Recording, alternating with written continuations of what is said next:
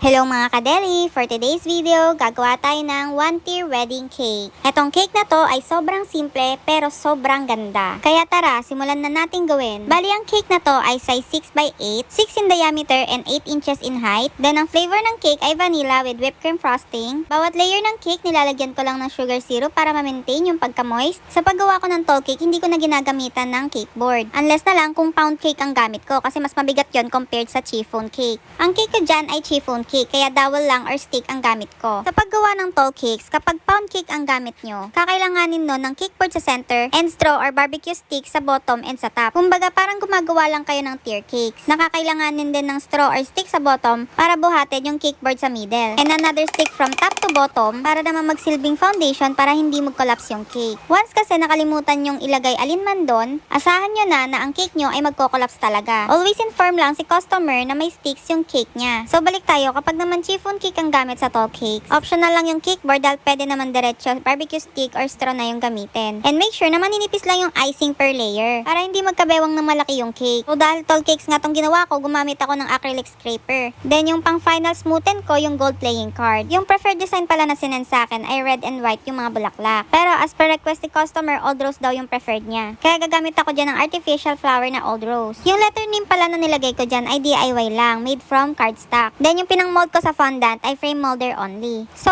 naglagay na ako ng artificial flower. Medyo mahirap maghanap ng old rose color kasi more on pink or peach ang available. Pero sa tingin ko naman, okay na yan. Kapag naglalagay pala kayo ng artificial flower, make sure na sanitize or nalilinis nyo. Bali, nagawa ko na yun dyan sa mga nilagay ko para sure na safe kainin yung cake. So naglagay na pala ako dyan ng gold ribbon para matakpan yung chismis. And lastly, hindi mawawala ang DJerlicious logo. Ito na ang finished product. Babush! Ang ganda talaga mga mi. I love it!